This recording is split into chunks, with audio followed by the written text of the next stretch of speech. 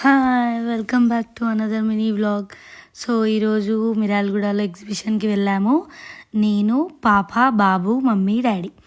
So దీంట్లో మా husband missing అనమాట. తను బిజీగా ఉన్నాడు. సో ఈమె సంక్రాంతి హాలిడేస్కి మిర్యాల అమ్మమ్మ వాళ్ళ ఇంటికి వెళ్తే అక్కడ మా డాడీ తోటి తాతయ్య నన్ను ఎక్కడికైనా తీసుకెళ్ళు అంటే ఇక్కడికి వచ్చాము. అది ఉంది అని తెలిసింది మాకు.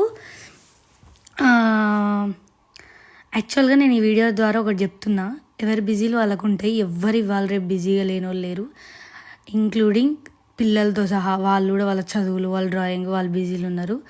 సో హోమ్ మేకర్స్ హోమ్ బిజీలు ఉన్నారు. సో మా డాడీ మమ్మీ వాళ్ళ విషయాలు కూడా అలానే.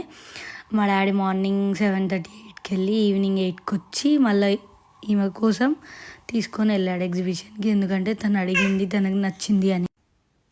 కాబట్టి ఏమంటారు, మనం ఒకరిని చూడంగానే ఫోటోలు వీడియోలు చూడంగానే వాళ్ళు స్టేటస్లలో పెట్టుకోగానే వాళ్ళు హ్యాపీగా తిరుగుతున్నారు, వాళ్ళకి ఏం లేదు, వాళ్ళు మస్తు ఫ్రీగా ఉన్నారు, వాళ్ళు మస్తు ఎంజాయ్ చేస్తుంటారు. ఎవరైనా ఎంజాయ్ ఒక్కొక్కరికి ఒక్కొక్క విషయంలో ఎంజాయ్ దొరుకుద్ది.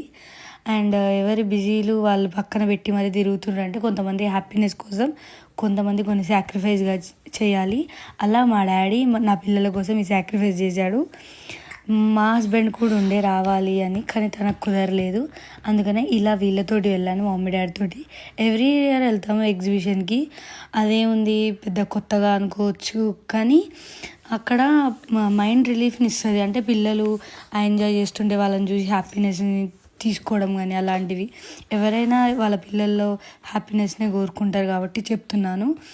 అందుకనే ఒకరిని చూసి, వాళ్ళ స్టేటస్లను చూసి, లేకపోతే వాళ్ళ వీడియోలు వాళ్ళ ఫొటోస్ని చూసి వాళ్ళు హ్యాపీగా గుర్రు అది ఇదని అనుకోవడం కానీ కుళ్ళుకోవడం కానీ చేయకండి. చాలా తప్పది. ఎవరి విషయాల్లోనే హ్యాపీ ఉంటుంది, సాడ్ ఉంటుంది.